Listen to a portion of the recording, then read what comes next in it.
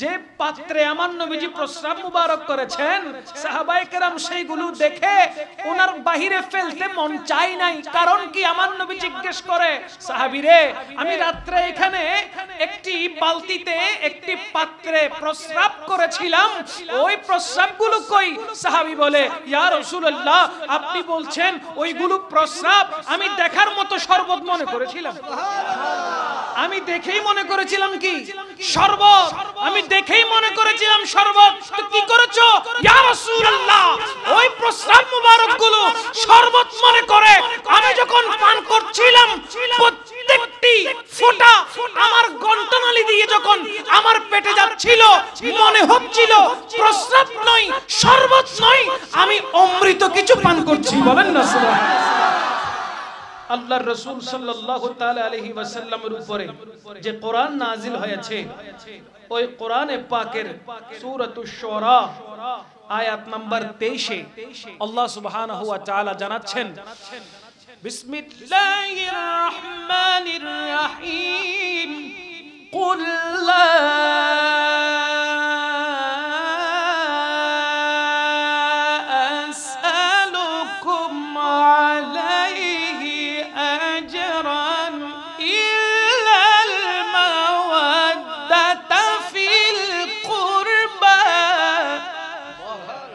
জোরে বলবেন না সুবহানাল্লাহ। আল্লাহ পাক রব্বুল আলামিন রাসূল করিম সাল্লাল্লাহু তাআলা আলাইহি ওয়াসাল্লামের মাধ্যমে জানিয়ে দিচ্ছেন, ও গো রাসূল, আপনি বলে দেন, লা আসআলুকুম আলাইহি আজরা। আপনি রাসূল আপনার উম্মতদের কাছ থেকে কোনো বিনিময় তালাশ করেন না।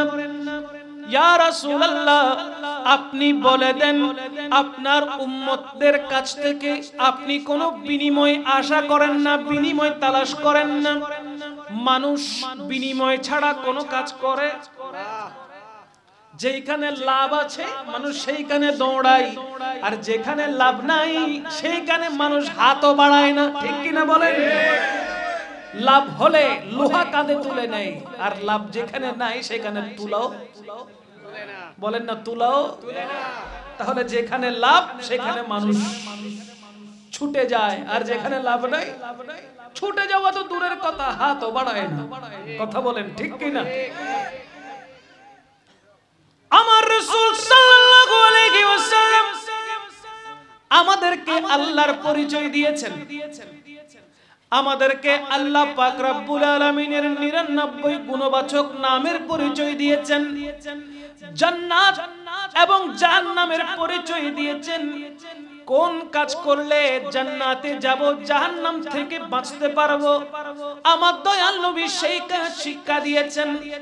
রাসূল করিম সাল্লাল্লাহু তাআলা আলাইহি ওয়াসাল্লাম যখন মানুষ দুনিয়া থেকে কাফের অবস্থায় ইন্তেকাল করছিল, মুশরিক অবস্থায় ইন্তেকাল করছিল, ওই মানুষগুলো যখন জাহান্নামের দিকে নিপতিত হচ্ছিল, রাসূল আরবী সাল্লাল্লাহু তাআলা আলাইহি ওয়াসাল্লাম মুশরিক থেকে, কাফের থেকে ঈমান নসিব করিয়ে জাহান্নাম থেকে বাঁচিয়ে জান্নাতি বানিয়েছেন। ঠিক না? ঠিক। কি বানিয়েছেন? জান্নাতি বানিয়েছেন। ইতিহাস যদি আপনি খেয়াল করেন, ইতিহাস যদি আপনি লক্ষ্য করেন, দেখবেন রাসূল করিম সাল্লাল্লাহু আলাইহি ওয়াসাল্লাম সমস্ত উম্মতের জন্য এত বেশি কুরবানি দিয়েছেন। ওই উম্মতেরা রাসূল করিম সাল্লাল্লাহু তাআলা আলাইহি ওয়া আলিহি ওয়াসাল্লামের করুণা রহমত পেয়ে জাহান্নাম থেকে বেঁচে জান্নাতি হচ্ছে, কাফের থেকে মুশরিক থেকে মুসলিম হচ্ছে, এবং ওই সমস্ত উম্মত আল্লাহ পাক রব্বুল ইজ্জতকে জানার পর, জানার পর, মানার পর তাদের ঠিকানা চির জান্নাত নিচ্ছে। এতগুলো নিয়ামত আমার রাসূল পাক সাল্লাল্লাহু আলাইহি ওয়াসাল্লামের পক্ষ থেকে আমাদের কাছে যে এসেছে, আমার আল্লাহ বলতে লাগলেন, ইয়া রাসূলুল্লাহ, আপনি এতগুলো নিয়ামত দিয়েছেন, এত নিয়ামত আপনার উম্মতদেরকে দিয়েছেন, আমার বান্দাদেরকে দিয়েছেন, আপনি তাদেরকে জানিয়ে দিন, লা আসআলুকুম আলাইহি আজরা, আপনি এর কোনো বিনিময় তালাশ করেন না। জোরে বলেন না সুবহানাল্লাহ। আমরা ছোট থেকে ছোট কাউকে হেল্প করলো সেখানে কি নেই? বলেন না কি নেই? বিকাশ একটা অ্যাকাউন্ট অ্যাপস আছে না নাই? ওই বিকাশ থেকে টাকা তুললেও টাকা বাড়তি দিতে হবে, পাঠাইলেও দিতে হবে। হবে কি হবে না? অথচ আপনার টাকাটা রুলিং করে কোটি কোটি টাকার ব্যবসা হচ্ছে, ঠিক কিনা বলেন? বাড়তি না নিলেও তার কোটি টাকার ব্যবসা চলছে, হচ্ছে। এরপরেও এখান থেকে অন্যত্রে টাকাটা শুধু ট্রান্সফার করছে। তার কারণে কি নিচ্ছে? বিনিময়। না লোহা কাঁধে তুলতে হচ্ছে, নাকি তুলা কাঁধে তুলতে হচ্ছে, কোনো কিছু তুলতে হচ্ছে না। শুধু ইন্টারনেটের মাধ্যমে একটা সংখ্যা আপনার মোবাইলে গেছে, আপনি এটা দোকানে দেখাচ্ছেন, দোকানদার আপনাকে টাকা দিয়ে দিচ্ছে। কথা বলেন ঠিক না? ছোট থেকে ছোট উপকার অনুকণা দূরবীক্ষণ যন্ত্র দিয়ে দেখা যাবে না, ওইরকম উপকার করতে গেলেও কি নেই? অর্থ নেই, বিনিময় নেই, ঠিক কিনা বলেন? কিন্তু আমার নবী রাহমাতুল লিল আলামিন,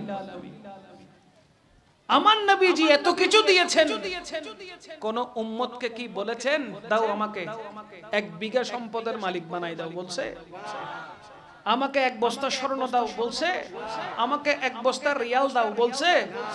কোনো কিছুই বলেননি। বরঞ্চ এই দিনের কারণে, ধর্মের প্রচারের কারণে রাসূল করিম সাল্লাল্লাহু আলাইহি ওয়াসাল্লামের উপরে অমানবিক অত্যাচার করা হয়েছে। নিজের জন্মস্থানকে জাহান্নাম বানিয়ে দেওয়া হয়েছে, হত্যার পরিকল্পনা করা হয়েছে। যারা রাসূল করিম সাল্লাল্লাহু আলাইহি ওয়াসাল্লামকে অনুসরণ করে সাহাবী হয়েছে, তাদেরকেও নির্যাতন নিপীড়ন করা হয়েছে, কত কষ্ট দেওয়া হয়েছে। তারপরেও তো কোন উম্মতের জন্য আমার আল্লাহর দরবারে আমার রাসূল করিম সাল্লাল্লাহু আলাইহি ওয়াসাল্লাম বদদোয়া করে নাই।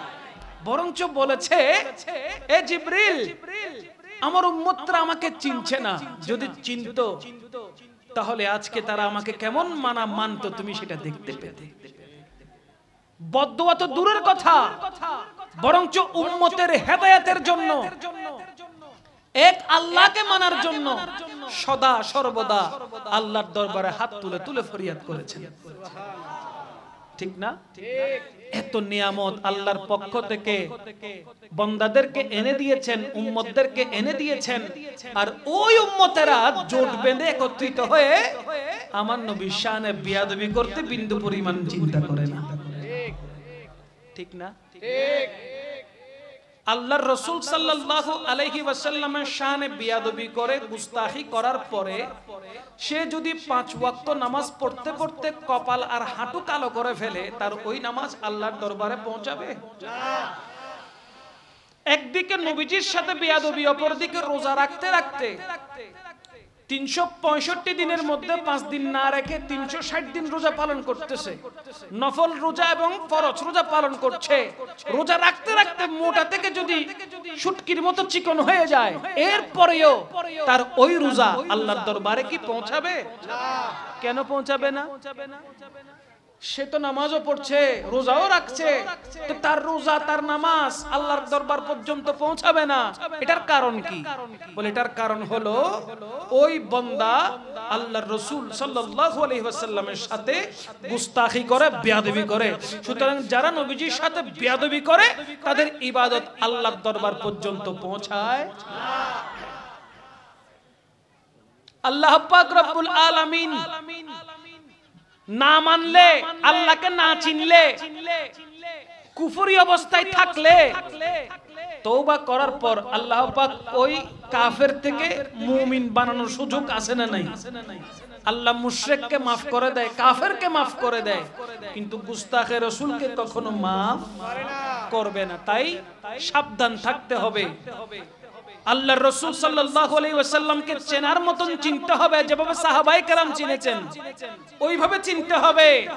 আপনার জীবনটাকে সাজাতে হবে। যদি পেরেছেন, তাহলে আল্লাহ পাক রব্বুল আলামিনের দয়া আপনার উপর আসতে আর দেরি হবে না।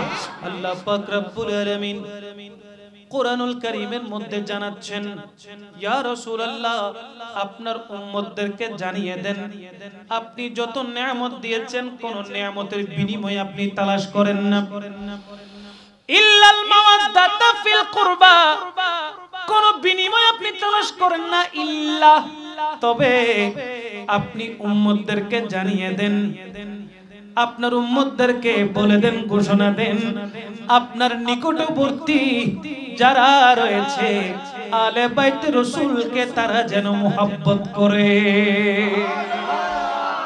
আপনার নিকটবর্তী যারা আছে, ইল্লাল মাওয়াদ্দাতা ফিল কুরবা, আপনার কাছের যারা, নিকটবর্তী যারা, আপনার বংশধর যারা, আলে বাইত রাসূল যারা, তাদেরকে যেন আপনার উম্মতরা মুহাব্বত করে।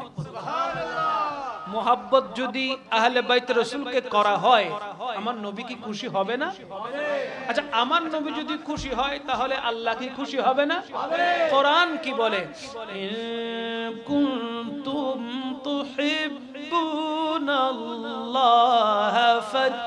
ফাত্তাবিউনি ইউহিব্বুকুমুল্লাহ।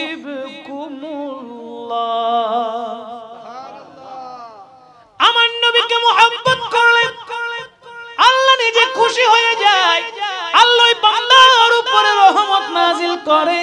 এবার চিন্তা করে দেখেন, ইয়া রাসূলুল্লাহ, আপনাকে খুশি কিভাবে করব? আমার নবী জানিয়ে দেয়, আমার আহলে বাইত রাসূল যারা আছে তাদেরকে মুহাব্বত করো, সাহায্য করো, তাদেরকে মুহাব্বত করে কলিজায় স্থান দাও, আমি নবী তুমি উম্মতের উপরে খুশি হয়ে যাব। রহমতে আলম নূরে মুজাসসাম নবী, রহমতে নূরে মুজাসসাম সাহাবারা তোর বানায়, মুবারক সাহাবারা তোর বানায়, ও নবী রহমতে আলম নূরে মুজাসসাম, রহমতে আলম নূরে মুজাসসাম সাহাবারা তোর বানায়, বিজির ঘাম মুবারক সাহাবারা তোর বানায়, ওই নবীজির ঘাম। চিনো মানো জানো আমার দয়ালে নবীজি, চিনো মানো জানো কেমন যাহার পাগল চন্দ্র সূর্য তারকারাজি। কথাটা ঠিক না বেটি?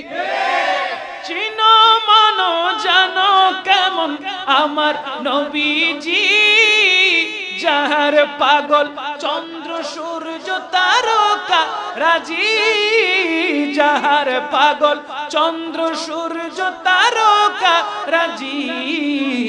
আরো শুনবানি সুন্দর কাহিনী তোমরা, আরো শুনবানি জান্নাতেরি রুমে রুমে লেখা নবীর নাম, জান্নাতেরি রুমে রুমে লেখা নবীর নাম, ও নবী রহমতে আলম নূরে মুজাসসাম, রহমতে আলম নূরে মুজাসসাম সাহাবারা মুবারক সাহাবারা তোরে,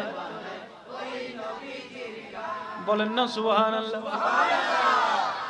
আমার আপনার ঘাম যদি শরীর ঘামে ভিজে যায়, পাশে আর কেউ বসতে চাইবে? কেন চাইবে না? বলে ঘামের দুর্গন্ধের কারণে আর তো বসা যায় না। যাও যাও যাও গোসল করে আসো। কথা বলেন ঠিক কি? আমার নবী রাহমাতুল লিল আলামিন যদি শরীর মুবারক ঘেমে যেত, মেশক আম্বরের সুগন্ধ হাড় মেনে ফেলতো। আমার নবীর ওই পবিত্র ঘাম মুবারক এত সুঘ্রাণ ছিল, সাহাবায়ে কেরাম নেওয়ার জন্য পাগল পারা হয়ে যেত। আমার নবীর ওই ঘাম মুবারক নেওয়ার জন্য সাহাবায়ে কেরাম পাগল হয়ে যেত। কেন কেন? আমার নবীর প্রত্যেকটি ঘামের ফোঁটা যখন সাহাবায়ে কেরাম দেখতো, ওই ফোঁটাটা মনে হতো মণিমুক্তার মতো জ্বলজ্বল করছে। ওই ঘাম মুবারক নেবার জন্য সাহাবায়ে কেরাম প্রতিযোগিতা করত। আমার নবীর তুতু মুবারক ফেললে ওই তুতু মুবারক নেওয়ার জন্য সাহাবায়ে কেরাম প্রতিযোগিতায় লেগে যেত, কার আগে কে নিয়ে নিবে। ওই তুতু মুবারক, ওই ঘাম মুবারক নেওয়ার সাথে সাথে শরীরের মধ্যে এমন ভাবে মেখে ফেলতো, মনে হতো দূর থেকে দেখে কোন সাহাবী শরীরের মধ্যে আতর লাগাচ্ছে। বলেন সুবহানাল্লাহ। আমরা আতর পেলে নিয়ে কত চমৎকার করে আতর লাগাই, ঠিক না? আর সাহাবায়ে কেরাম প্যারা নবী রাহমাতুল্লিল আলামিন সাল্লাল্লাহু আলাইহি ওয়াসাল্লামের পবিত্র ঘাম মুবারককে, পবিত্র থুতু মুবারককে আতর হিসেবে ব্যবহার করতেন। সুবহানাল্লাহ। দয়াল নবীজি প্রস্রাব মুবারক করলে যে পাত্রে আমার নবীজি প্রস্রাব মুবারক করেছেন, সাহাবায়ে কেরাম সেইগুলো দেখে ওনার বাহিরে ফেলতে মন চাই নাই। কারণ কি? আমার নবী জিজ্ঞেস করে, সাহাবীরে আমি রাত্রে এখানে একটি বালতিতে একটি পাত্রে প্রস্রাব করেছিলাম, ওই প্রস্রাবগুলো কই? সাহাবী বলে, ইয়া রাসূলুল্লাহ আপনি বলছেন ওইগুলো প্রস্রাব, আমি দেখার মতো শরবত মনে করেছিলাম। আমি দেখেই মনে করেছিলাম কি শরবত, আমি দেখেই মনে করেছিলাম শরবত। তো কি করেছো ইয়া রাসূলুল্লাহ? ওই প্রস্রাব মুবারকগুলো শরবত মনে করে আমি যখন পান করছিলাম, প্রত্যেকটি ফোঁটা আমার গন্ডনালী দিয়ে যখন আমার পেটে যাচ্ছিল, মনে হচ্ছিল প্রস্রাব নয়, শরবত নয়, আমি অমৃত কিছু পান করছি। বলেন না সুবহানাল্লাহ। আমি অমৃত কিছু পান করছি। ইয়া রাসূলুল্লাহ এত মিষ্টি কেমন করে হতে পারে, এত সুঘ্রাণ কেমন হতে পারে? তাই তো আমার নবীজি জমিনের মধ্যে প্রস্রাব মুবারক করলে জমিন সেটা গ্রাস করে নিত, পবিত্র পায়খানা মুবারক করলে জমিন সেটা গ্রাস করে নিত। আমরা প্রস্রাব করলে, পায়খানা করলে জমিনের মধ্যে একটি দাগ রয়ে যায়, ঠিক আছে? প্রস্রাব যদি জমিনে করেন, জমিনে একটা কি থাকবে? দাগ থাকবে, ছক থাকবে। আমার নবী রাহমাতুল্লিল আলামিন যদি প্রস্রাব মুবারক করতেন, সেইখানে কোন চিহ্ন জমিনে রাখতো? কারণ কি? প্রস্রাব মুবারক করার সাথে সাথে জমিন সেইগুলো বক্ষণ করে নিতেন। বলেন না সুবহানাল্লাহ। রে দো জাহানে কি যে হবে আমার পরিচয়, পড়েন দো জাহানে কি যে হবে। প্রিয় নবীর গোলাম ছাড়া অন্য কিছু নয়, প্রিয় নবীর গোলাম ছাড়া অন্য কিছু নয়। দো জাহানে কি যে হবে আমার পরিচয়, পড়েন দো জাহানে কি যে হবে আমার পরিচয়। প্রিয় নবীর গোলাম ছাড়া অন্য কিছু নয়, প্রিয় নবীর গোলাম ছাড়া অন্য কিছু নয়। আল্লাহুম্মা সাল্লি মাওলানা মুহাম্মদ ওয়া আলা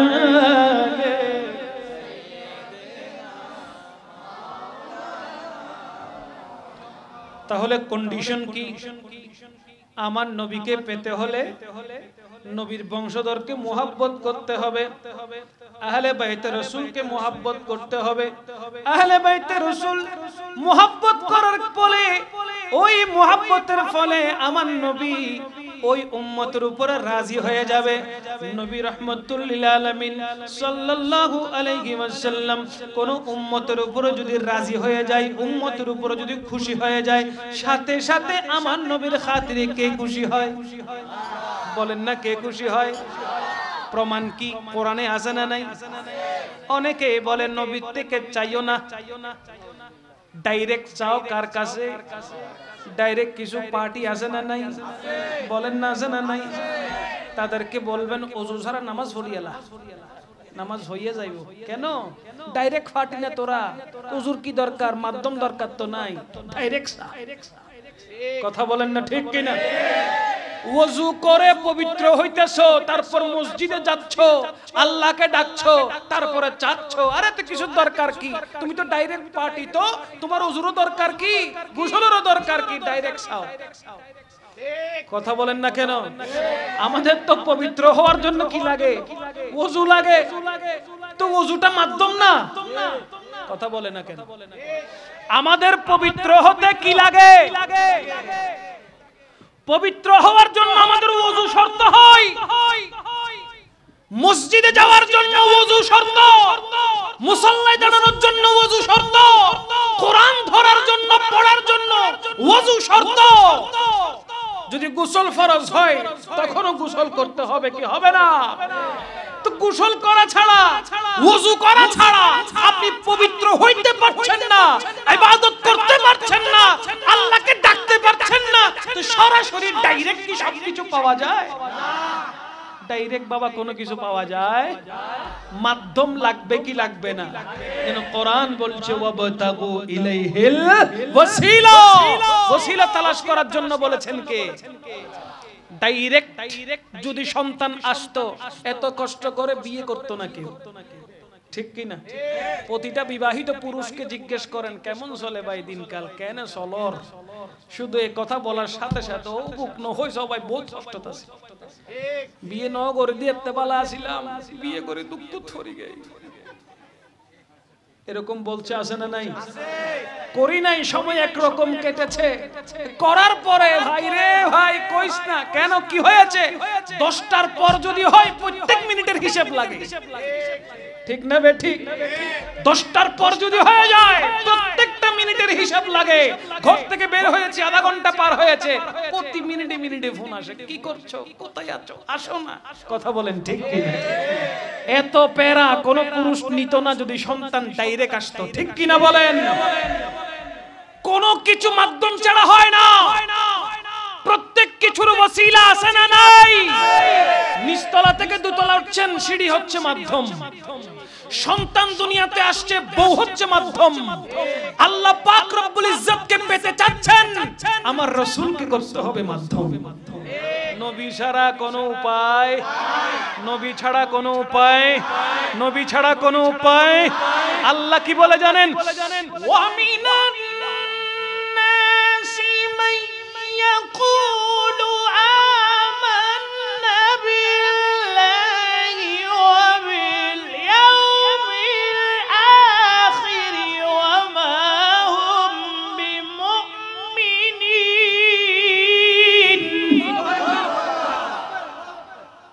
স্পষ্ট কোরআনে ঘোষণা এসেছে, ও বান্দা আল্লাহকে মানছো, আখিরাতকে মানছো, ফেরেশতাকে মানছো।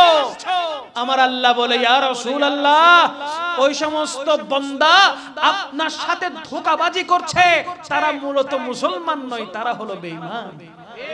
জিজ্ঞেস করেন আল্লাহ আপনাকে তো মানছে, পরকালকে তো মানছে, বেঈমান কেন হবে?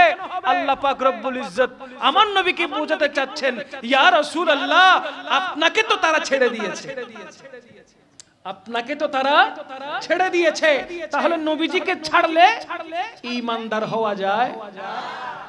নবীজিকে ছাড়লে ঈমানদার হওয়া যায় না। যেখানে নবী নাই সেখানে আল্লাহও নাই। কথা বলেন ঠিক কি না? ঈমানের ভিতরে আল্লাহর সাথে আমার নবী আছে না নাই? কালেমার ভিতরে আল্লাহর সাথে নবী আছে না নাই? আমলের যতগুলো আমল রয়েছে, নামাজের ভিতরে আল্লাহর সাথে নবী আছে না নাই? আযানের মধ্যে আল্লাহর সাথে নবী আছে না নাই? হজ বলেন, যাকাত বলেন, রোজা বলেন, যত আমল আছে প্রত্যেক জায়গার মধ্যে আল্লাহর সাথে আল্লাহ নিজেই আমার নবীকে ফিট করে দিয়েছেন। বলেন সুবহানাল্লাহ। আমার নবীর শান যখন আল্লাহ পাক রব্বুল ইজ্জত জিবরিল আমিনের দ্বারা বয়ান করছিলেন, আল্লাহ পাক রব্বুল ইজ্জত যখন সূরা নাশরাহ আমার নবীর উপরে নাজিল করছিলেন, তখন ওয়া রাফা'না লাকা যিকরাক এই আয়াতখানা যখন জিবরিল আমিন তেলাওয়াত করলেন, আমার নবী বলে, ও জিবরিল, ওয়া রাফা'না লাকা যিকরাক তো বলেছো, আমার সম্মানকে আল্লাহ বুলন্দ করেছে, উঁচু করেছে বলেছো, কতটুকু করেছে তার ব্যাখ্যা করো। জিবরিল আমিন বলতে লাগলেন, ইয়া রাসূলুল্লাহ, সেটার ব্যাখ্যা হলো যেখানে যেখানে আল্লাহ পাক রব্বুল আলামিনের তারিফ প্রশংসা করা হবে, ঠিক সেখানে সেখানে আপনি রাসূলের জিকির চলবে। তার মানে যেখানে আল্লাহ সেখানে, যেখানে আল্লাহ সেখানে রাসূলুল্লাহ। রাসূল পাক সাল্লাল্লাহু আলাইহি ওয়াসাল্লাম ছাড়া আল্লাহকে কল্পনা করা যায় না। আল্লাহ আছে তো নবী আছে, নবী আছে তো আল্লাহ আছে। একজনকে উভয়জন থেকে আলাদা করা যাবে, একজন স্রষ্টা হিসেবে শ্রেষ্ঠ আর একজন সৃষ্টি হিসেবে শ্রেষ্ঠ। এটার তারতম্য যদি বুঝতে না পারেন তাহলে মিস্টেক হবে, ওই মিস্টেকের কারণে দুনিয়াটাকে আপনি জাহান্নাম বানিয়ে নেবেন। আমার আল্লাহ পাক রব্বুল ইজ্জত কোরআনুল কারীমের মধ্যে ইরশাদে মুবারাকা করছেন, হে নবী, আপনি যদি আপনার উম্মতের দিকে তাকাইয়া আমি আল্লাহকে, আমি আল্লাহর দরবারে ওই উম্মতের জন্য সুপারিশ করেন, আমি আল্লাহ পাক রব্বুল ইজ্জত ওই উম্মতের সমস্ত গুনাহ মাফ করে দেব। দলিল কি? বিসমিল্লাহির রহমানির রহিম। وَلَوْ أَنَّهُمْ إِذ ظَلَمُوا أَنفُسَهُمْ جَاءُوكَ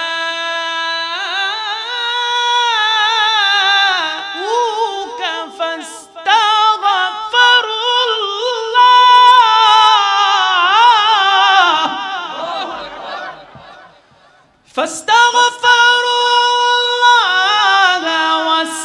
غفر لهم الرسول لوجدوا الله توابا رحيما। জোরে বলেন না সুবহানাল্লাহ। আল্লাহ নিজে বলছেন, রাসূল করিম সাল্লাল্লাহু আলাইহি ওয়াসাল্লাম, যদি তুমি উম্মতের জন্য আমি আল্লাহর কাছে সুপারিশ না করে তাহলে কখনো মাফ পাওয়া যাবে? ও বান্দা, তুমি আত্মার উপরে জুলুম করেছো, ছুটে যাও আমার নবীর দরবারে, সেইখানে গিয়ে আমি আল্লাহর কাছে তওবা করো, আমি আল্লাহর কাছে চাও। যদি আমার নবী রাহমাতুল লিল আলামিন তুমি তোমার ব্যাপারে, তুমি বান্দার ব্যাপারে আমি আল্লাহর দরবারে তোমার পক্ষ হয়ে সুপারিশ করে, সাথে সাথে আমি আল্লাহ তোমার তওবাকে কবুল করে নিব এবং তোমার উপর রহমত নাজিল করব। তাহলে আমার নবী চাইলে বান্দার গুনাহ মাফ হয়ে যায়, আবার আমার নবী চাইলে ওই বান্দার উপর আল্লাহর রহমত করে। কথা বলেন না ঠিক কিনা? যারা আসো নবীর থেকে চাইও না, যারা বলো, আমি জিজ্ঞেস করব তারা কোরআনের বিপক্ষে কথা বলে না পক্ষে বলে? আওয়াজ নাই। যারা আমার নবী রাহমাতুল লিল আলামিনের দরবারে চাওয়াটাকে বেদাত বলে, শিরকের ফতোয়া দেয়, তারা কি কোরআনের পক্ষে না বিপক্ষে? কোরআন বলছে নবীর থেকে চাও, কোরআন বলছে নবীজির দরবারে যাও, কোরআন বলছে সেইখানে গিয়ে গুনাহ মাফ করাও, আর তারা বলছে হজ করতে গেছো, মক্কায় গেছো, মদিনায় যাওয়ার দরকার নাই। বলে কি বলে না? চিৎকার দিয়ে বলেন নাউজুবিল্লাহ। এই কথা মানা যাবে? তাদের কথা শোনা যাবে? তাদের বক্তব্যগুলো আমরা শুনতে পারবো? পারবো না। কেন না? তাদের বক্তব্যগুলো তারা দেয় না, দেয় ইবলিস শয়তান। তাদের বক্তব্যগুলো তারা দেয় না, দেয় কারা? আরো জোরে, দেয় কারা? আরো জোরে, দেয় কারা? আজ আপনারা বড় ভাগ্যবান, বড় সৌভাগ্যের অধিকারী যে আপনারা, এক তো হচ্ছে ঈদ মিলাদুন নবী সাল্লাল্লাহু আলাইহি ওয়াসাল্লাম, আরেকটা বিষয় হচ্ছে ফাতিহা ইয়াজদহুম, আরেকটা বিষয় হচ্ছে মুরব্বিদের কবরে ইসালে সওয়াব উপলক্ষে আজকের এই মাহফিল। এক, ইমামুল আম্বিয়ার জিকির, দুই, ইমামুল আউলিয়ার জিকির। জোরে বলেন না সুবহান। একজন ইমামুল আম্বিয়া অপরজন ইমামুল আউলিয়া, উভয়ের জিকির উভয়ের তস্করার মাহফিলে আপনারা এসেছেন বসেছেন। সুতরাং সবার ভাগ্যে এই মাহফিল ধরবে না, জুটবে না, আর সবাই এই মাহফিল সাজাতে পারবে না। যাদেরকে আল্লাহ পাক রব্বুল ইজ্জত দয়া করেছেন, রহমত করেছেন, মাহফিল সাজানোর জন্য হুকুম দিয়েছেন, এমনিতে হোক অমনিতে হোক যেইভাবে হোক হুকুম দিয়েছেন, শুধুমাত্র তারাই আমার নবীর এই জলসা সাজাতে পারে। কথা বলেন ঠিক কিনা? মেহবুব কি महफिल को महबूब सजाते हैं, आते वही जिनको सरकार बुलाते हैं, आते हैं वही जिनको सरकार बुलाते हैं। सारा दुनिया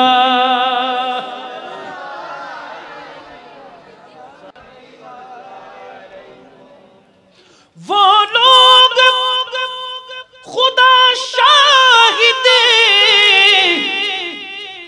किस्मत का सिकंदर है, किस्मत का सिकंदर है, जो सरवर आलम का मिलाद मनाते हैं, जो सरवर आलम का मिलाद मनाते हैं। सारा दुनिया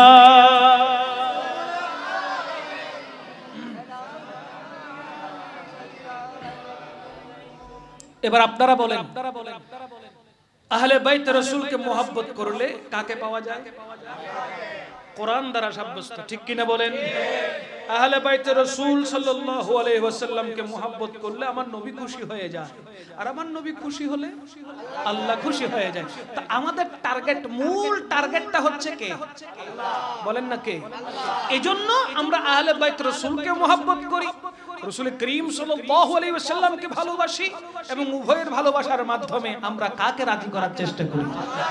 বান্দার উপর যদি আল্লাহ রাজি হয়ে যায়, বান্দার উপর যদি আল্লাহ রাজি হয়ে যায়, তাহলে ওই বান্দার ঠিকানা কোথায় হয় বলেন তো? কোথায় হয়? কোথায় হয়? আল্লাহর এক বান্দা, আল্লাহ পাক রব্বুল আলামিন ওই বান্দাকে বলবে, বান্দা তোমার ইবাদতগুলো আমি কবুল করি নাই, তোমার ঠিকানা আমি জাহান্নাম পাঠিয়ে দিলাম। বান্দা বলবে, আল্লাহ রে, সারা বছর তো আপনার ইবাদত করেছি, নাফরমানি তো করি নাই। আল্লাহ পাক বলবে, আমার ভালো লাগছে না তোমার ইবাদত করি, কবুল করি নাই, তোমার ঠিকানা কোথায়? বলেন না কোথায়? জাহান্নাম, চলে যাও তুমি। ওই আল্লাহর বান্দা জাহান্নামের দিকে চলে যাবে, চোখের পানি ছাড়বে, বারবার পেছন ফিরে ফিরে আল্লাহর দিকে তাকাবে। আল্লাহ বলবে, বান্দারে বারবার তাকাস কেন? তোর তো ঠিকানা দিয়ে দিলাম, হয়ে গেল তোর ঠিকানা, জান্নাতি হতে পারবি না তো, জাহান্নামে চলে যা।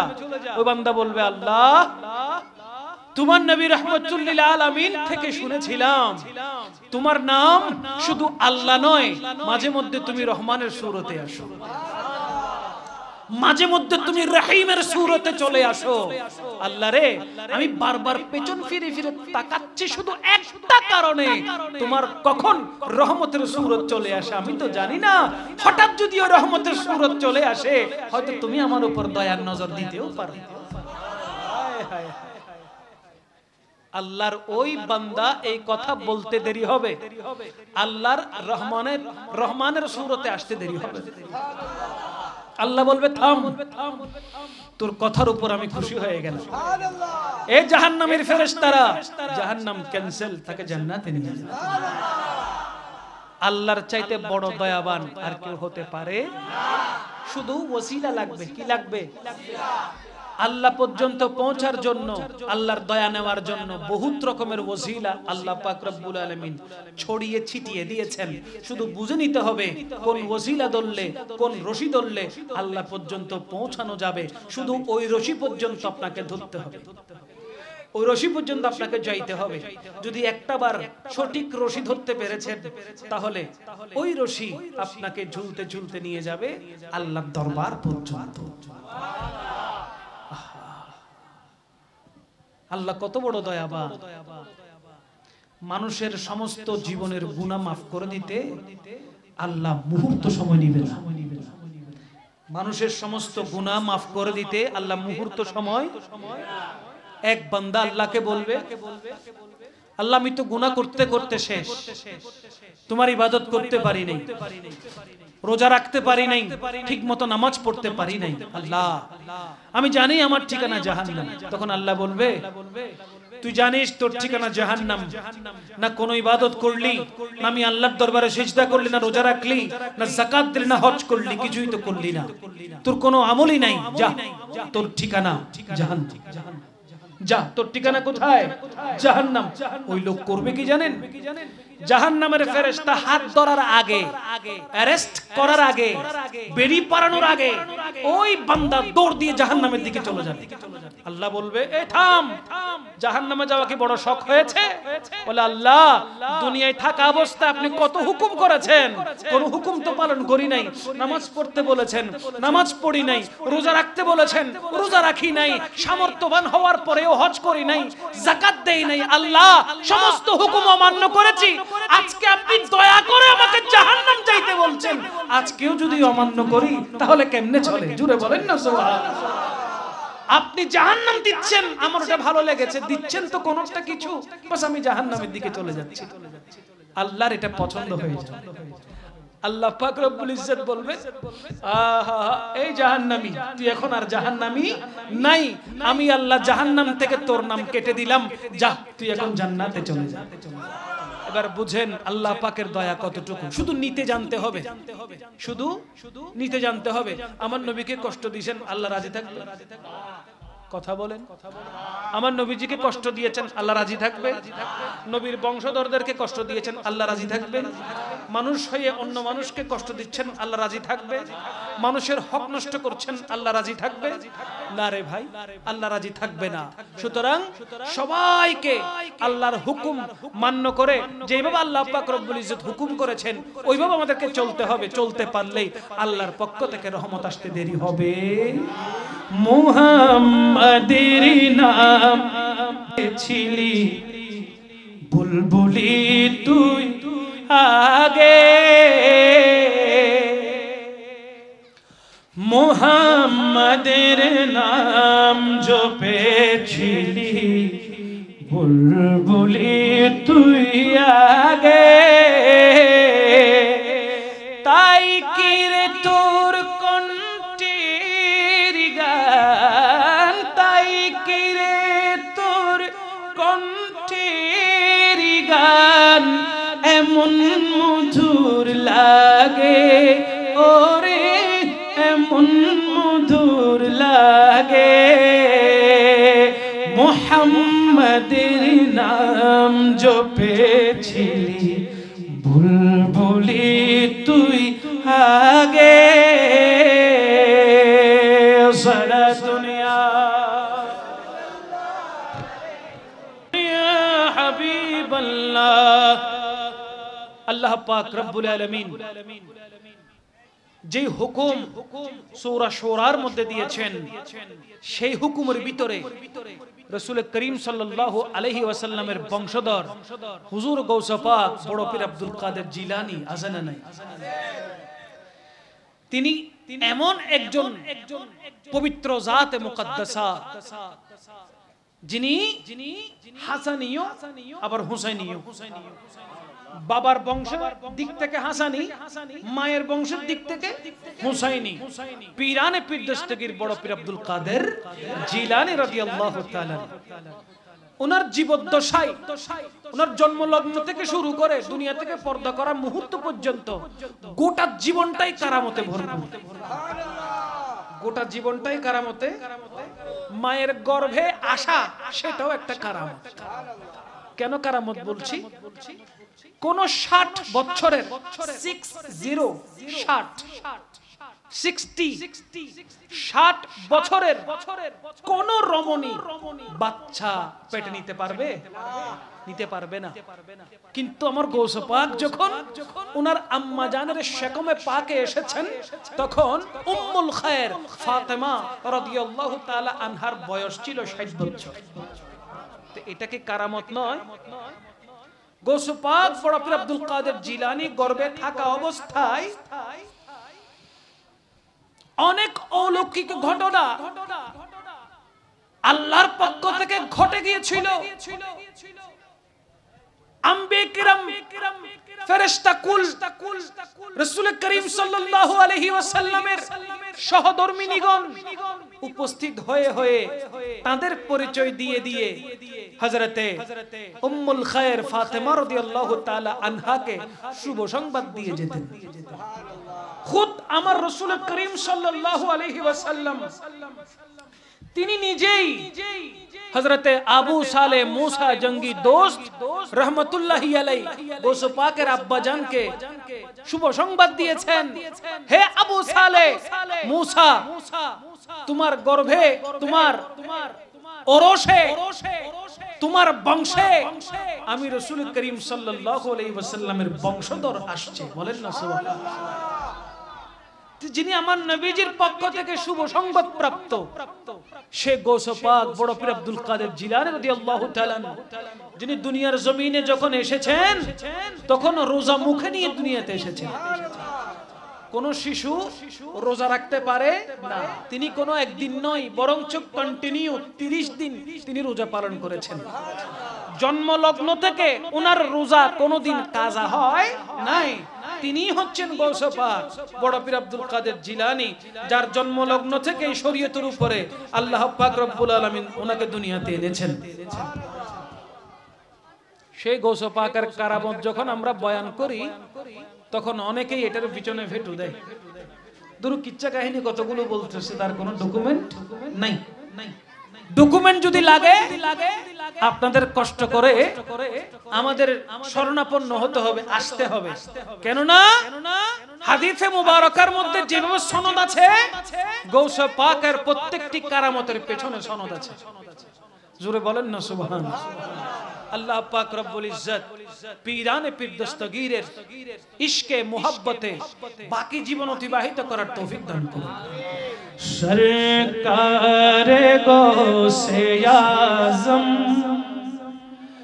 নজরে করম খুদারা, সরকারে গৌসে আযম नजरे करूं खुदारा, मेरा खालिक का सा भर दो, मेरा खालिक का सा भर दो, मैं फकीर हूँ तुम्हारा, सरकार गौसे आज़म नजरे करम खुदारा, झोली को मेरे भर दो, वरना कहेगी दुनिया,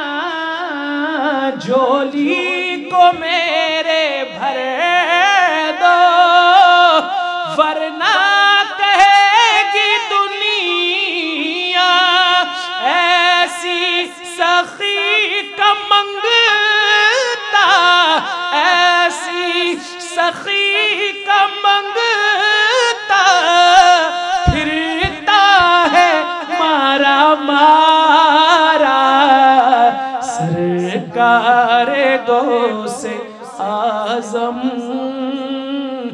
नजरे करम खुदारा, मेरा खालिक का सा भर दो, मेरा खालिक का सा भर दो, मैं फकीर हूँ तुम्हारा सरकारे गौसे आजम नजरे करम सबका कोई न कोई दुनिया में आसरा है सबका कोई न कोई दुनिया में आसरा है मेरा बजुज तुम्हारा मेरा बजुज तुम्हारा कोई नहीं सहारा सरकारे गौसे आजम नजरे करम खुदारा सरकारे गौसे आजम नजरे करम खुदारा मेरा खालिब का सबर दो मेरा खालिब का सबर दो मैं फकीर हूँ तुम्हारा सरकार गौसे आज़म नजरे करो खुदारा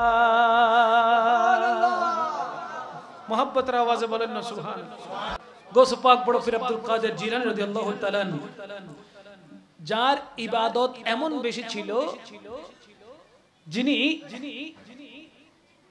নন স্টপ রাতের পর রাত দিনের পর দিন আল্লাহ পাক রব্বুল আলামিনের দরবারে সিজদায় পড়ে থাকতেন সুবহানাল্লাহ যিনি এত বেশি আল্লাহ পাক রব্বুল ইজ্জতকে রাজি করেছেন গৌস পাক বড় পীর আব্দুল কাদের জিলানী মুখ দিয়ে বলতে হতো না মনে মনে ইচ্ছা করলেও আল্লাহ পাক সাথে সাথে সেটা সংগঠিত করে দিতেন সুবহানাল্লাহ আগে আল্লাহর পেয়ারা হতে হয় কার পেয়ারা আগে আল্লাহ পাক রব্বুল আলামিনের পেয়ারা পছন্দনীয় ব্যক্তি হতে হয় তারপরে আপনি যা বলবেন যা করতে চাইবেন আল্লাহর পক্ষ থেকে সেটা অটোমেটিক সংগঠিত হয়ে যাবে সুবহানাল্লাহ হুজুর আকরাম সাল্লাল্লাহু তাআলা আলাইহি ওয়া আলিহি ওয়াসাল্লাম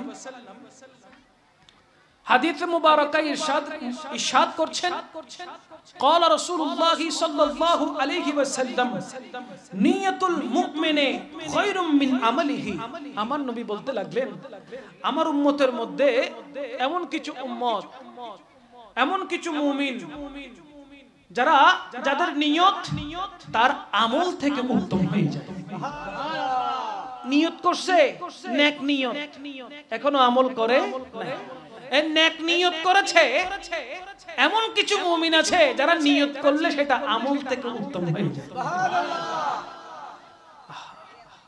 রাসূল করিম সাল্লাল্লাহু তাআলা আলাইহি ওয়াসাল্লাম ইরশাদ মুবারাকা করছেন ইনদা যিকরি সালিহিনা তানাজ্জালুর রাহমা আমার নবীজি বলতে লাগলেন নেককার ব্যক্তিদের জীবনী আলোচনা করা যেখানে নেককার ব্যক্তিদের জীবনী আলোচনা করা হয় সেইখানে আল্লাহর পক্ষ থেকে রহমত নাযিল হয় সুবহানাল্লাহ আজকে এইখানে যাদের তাসকারা চলছে তারা নেককার না বদকার নেককার তারা নেককার না বদকার নেককার রাসূল করিম সাল্লাল্লাহু আলাইহি ওয়াসাল্লামের তাসকারা নবীর বংশধর পীরানে পীর দস্তগীরের তাসকারা ওনাদের চাইতে নেককার আর কি আছে বলেন না আছে একজন ইমামুল আম্বিয়া আর একজন ইমামুল আউলিয়া সুবহানাল্লাহ একজন নবীদের সম্রাট আর একজন ওলিদের সম্রাট আহা আল্লাহ পাক রব্বুল ইজ্জত আমাদের বড় খুশনসিব করেছেন যে আমরা নবীজিকে মহব্বত করি এবং আল্লাহর মকবুল ওলিদের স্থান অন্তরের মধ্যে রাখি ঠিক কি না বলেন অনেকে এমন আছে ওলি আউলিয়ার নাম শুনলে তাদের শরীরে আগুন ধরে যায় এটাও বলে যে ওলি আউলিয়ার দরবারে কেন যাও মাজারে কেন জিয়ারত করতে যাও তারা তো সেখানে মরে গেছে গলে গেছে যত শক্তি আছে বলেন নাউজুবিল্লাহ এই আওয়াজ হবে না এই আওয়াজ হবে না আল্লাহর মকবুল ওলিরা মাজারে জিন্দা না মুর্দা? জোরে বলেন না। দলিল নেন, আউলিয়াউল্লাহি লা ইয়ামুতুনা ওয়ালাকিন ইয়ানকিলুনা মিন দারে ইলা দার। বলেন না সুবহানাল্লাহ। ইমাম ফখরুদ্দিন রাজি তার স্বনামধন্য তাফসীরের কিতাব তাফসীরে কবিরের একটি riwayতের মধ্যে এইভাবেই উল্লেখ করেছেন যে আল্লাহ পাক রব্বুল আলামিনের বন্ধু যারা লা ইয়ামুতুনা, তাদের মওত হয় না। দেখেন তাফসীর কারক বলতেছেন লা ইয়ামুতুনা, তাদের কোনো মওত হয় না, তাদের মৃত্যু নাই। তো তাদের কি আছে? ওয়ালাকিন, কিন্তু ইয়ানকিলুনা মিন দারে ইলা দার, বলে তারা এক ঘর থেকে অন্য ঘরে প্রবেশ করে। সুবহানাল্লাহ। তারা এক ঘর থেকে অন্য ঘরে প্রবেশ করে, অন্য ঘরে যায়, ট্রান্সফার হয়, দুনিয়া থেকে আখিরাতে যায়, কিন্তু তাদের মওত হয় না। জোরে বলেন না, তাদের মওত হয় না। পারা নাম্বার 4 সূরা আলে ইমরান আয়াত নাম্বার 169 খণ্ড নম্বর 3 পেজ নাম্বার 427। জোরে বলেন না সুবহানাল্লাহ।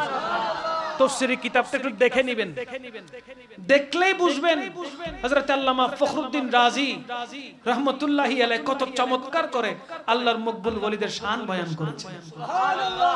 আল্লাহর মকবুল ওলিরা কোনোদিন মাজারে মুর্দা হতে পারে না। যারা মাজার ভাঙছেন, ভাঙার প্রতিযোগিতা নিয়েছেন, আপনারা তো মাজারের দেওয়াল ভেঙেছেন, ভিতরে কি আছে এটা তো দেখেন নাই। যদি ভিতরে কি আছে দেখতেন, খোদা কি কসম, আপনি ওইখানে তওবা করে সুন্নি হয়ে যেতেন।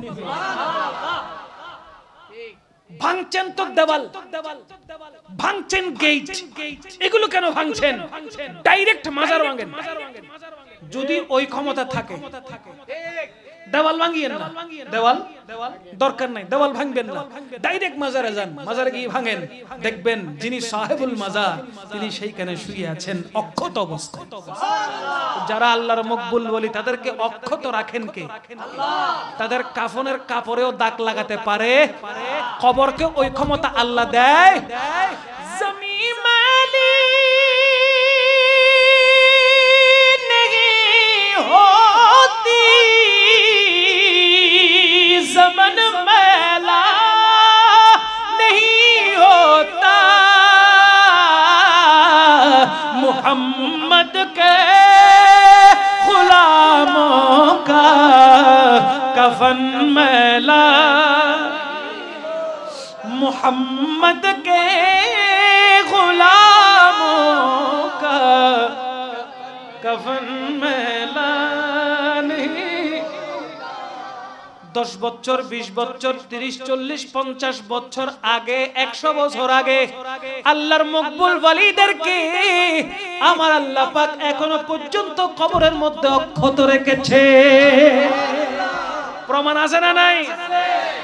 অনেক মকবুল ওলির মাজার হঠাৎ নদী ভাঙ্গনের কারণে কোন মাজার যদি পড়ে যায়, সেখান থেকে অক্ষত অবস্থায় ওই দেহ মুবারক এক জায়গা থেকে অন্য জায়গায় নিয়ে যায় কিনা? অনলাইনে সার্চ দেন, দিলে পাবেন অসংখ্য আল্লাহর মকবুল ওলি যাদের মাজার নদী ভাঙ্গনের পড়ার কারণে ওই মাজার থেকে দেহ মুবারকটা বের করে অন্যত্রে দিয়ে এসেছে। কথা বলেন ঠিক কিনা? আহা, কখন বুঝবেন? নিঃশ্বাস বন্ধ হয়ে গেলে তখন বুঝে আর কোনো লাভ হবে না। নিঃশ্বাস দম বন্ধ হয়ে গেলে আর বুঝে লাভ হবে না। তখন হাই হাই ছাড়া আর কিছু হবে। তাই দম থাকা অবস্থায় বুঝতে হবে আল্লাহর মকবুল ওলির শান আমার নবীর শান, ঠিক কিনা? গৌস পাক বড় পীর আব্দুল কাদের জিলানী রাদিয়াল্লাহু তাআলা তিনি বলতে লাগলেন, আমার মুরিদদের নিয়ে তোমরা ভয় করো না, ও মুরিদরা তোমরা ভয় করো না, ভীত সন্ত্রস্ত হইও না, তোমাদেরকে বাঁচানোর জন্য কাল হাসরের ময়দানে আমি গৌস পাক আছি। সুবহানাল্লাহ। গৌস পাক বড় পীর আব্দুল কাদের জিলানীকে প্রশ্ন করা হচ্ছে, হে পীরানে পীর দস্তগীর, আপনার উম্মতের মধ্যে সবগুলো তো নেককার হবে না, বদকারও কিছু থাকবে তো? কারণ গৌস পাকের দামান ধরেছে এরকম চোর আছে না নাই? ডাকাত আছে না নাই? বাটপার আছে না নাই? সিটার আছে না নাই? সন্ত্রাস আছে না নাই? আছে। গৌসে পাক ওই চোর ডাকাত সন্ত্রাস বাটপার যারা আসে তাদেরকে ধরে ধরে ওলি বানাই দিয়েছে, ঠিক কি না বলেন? তো গৌসে পাক বলে আল্লাহ পাক রব্বুল ইজ্জতের দরবারে আমার ওয়াদা হয়েছে।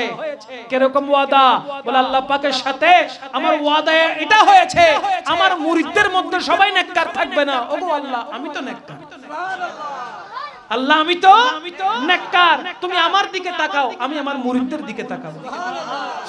মুরিদি লা তখফ কে কর তসল্লি দি গুলামো কো क़यामत तक रहे बेखौफ बंदा गौसे आज़म का दुहत तुले क़यामत तक रहे बेखौफ बंदा गौसे जुरे गौसे এটা সুরে সুরে বলেন गौसे क़यामत तक रहे बेखौफ बंदा क़यामत तक रहे बेखौफ बंदा। আলহামদুলিল্লাহ পড়েন। বিশ্বাস যাদের আছে তাদেরই মুক্তি মিলবে, যাদের বিশ্বাস নাই, যাদের বিশ্বাস নাই, ডাক্তার প্রেসক্রিপশনে লিখে দিয়েছে গ্যাস্ট্রিকের জন্য এটা খাইবা, হার্টের জন্য এটা খাইবা, প্রেসারের জন্য এটা খাইবা, ডায়াবেটিস হইছে এটা খাইবা, কোলেস্ট্রল হইছে এটা খাইবা, ডাক্তার লিখে দিয়েছে, দেয় নাই? প্রেসক্রিপশনে আছে না নাই? আমার সোহেল ভাই বেশি বুঝবে না? কই সোহেল ভাই, উনি বেশি বুঝবেন। কেন বুঝবেন? উনি আছে কোথায়? সেব্রনে আছে না নাই? ডাক্তারদের সাথে উঠা বসা, উনি বেশি বুঝে। আগে প্রেসক্রিপশনের ওষুধগুলোর দিকে তাকালে বিশ্বাস হবে না, নাইলে তো ডাক্তারের কাছে না গিয়ে উনি আগে ভাগে গিয়ে ভাই আমার প্রেসার লাগতেছে কি দিব, সেখান থেকে একটা দিতে পারতো, বিশ্বাস হয়ে যেত, খাই ফেলতাম। কথা বলেন ঠিক না? কিন্তু সচেতন নাগরিকরা বলে আগে ডাক্তারকে বিশ্বাস করব, তারপর ডাক্তারের প্রেসক্রিপশনকে বিশ্বাস করব, এরপর ওষুধ কিনবো, তখন কাজ হবে। তাইলে আগে ডাক্তারকে বিশ্বাস করতে হচ্ছে, তারপরে প্রেসক্রিপশনকে বিশ্বাস করতে হচ্ছে, এরপর ওষুধ নিয়ে তারপর খাচ্ছেন আপনি, তখন ওই ওষুধ আপনার দেহে কাজ করছে। যদি ডাক্তারকে বিশ্বাস না হয় ওষুধও কাজ করবে। খাইতেছেন ওষুধ কাজ হচ্ছে না, ভাই কি হয়েছে, সমস্যা কি? আরে সন্দেহ লাগতেছে, কেন? ডাক্তারটা মনে হয় ঠিক পড়ে নাই, এরকম কিছু আছে না নাই? ডাক্তারটা মনে ঠিক পড়ে নাই, ডাক্তার আরেকটা দেখাইতে হবে, এই তো রোগ তো ধরা পড়ছে। তুমি আগে ডাক্তারকে বিশ্বাস না করে ওষুধ খাইতেছো কেন? আগে ডাক্তারের প্রতি বিশ্বাস আনো, তারপর ওষুধ খাও। আগে গৌসে পাকের প্রতি বিশ্বাস আনো, তারপর ওনার কথাগুলো তোমার দিলের ভিতরে গেঁথে যাবে। কথা বলেন ঠিক কিনা? আগে আহলে বাইত রাসূলকে বিশ্বাস করো, ওনাদেরকে বিশ্বাস করা, কোরআনকে বিশ্বাস করা, কারণ কোরআন এসেছে ইল্লাল মাওয়াদ্দাতা ফিল কুরবা। গৌসে পাককে বিশ্বাস করো, আল্লাহর মকবুল ওলিদেরকে বিশ্বাস করো, তারপর ওনাদের দরবারে যাও, ওনাদের ধারস্থ হও, কষ্টের কথাগুলো বলো, দেখবে অটোমেটিক্যালি আল্লাহর পক্ষ থেকে সমাধান চলে আসতেছে। আল্লাহ আমাদেরকে সঠিক বুঝদান করুন।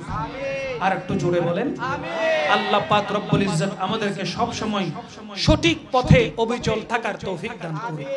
গৌসে পাকের মোহাব্বত অন্তরে রেখে বাকি জীবনটা সুন্দরভাবে অতিবাহিত করার তৌফিক দান করুন। জোরে বলেন না আমিন। এই মাহফিল কিয়ামত পর্যন্ত জারি থাকুক। যারা মাহফিলের জন্য কষ্ট করেছেন, আর্থিক সহায়তা দিয়েছেন, বুদ্ধি পরামর্শ দিয়েছেন, আল্লাহ পাক রব্বুল ইজ্জত প্রত্যেকের এই মোহাব্বতের নজরানাকে আল্লাহ কবুল করুন।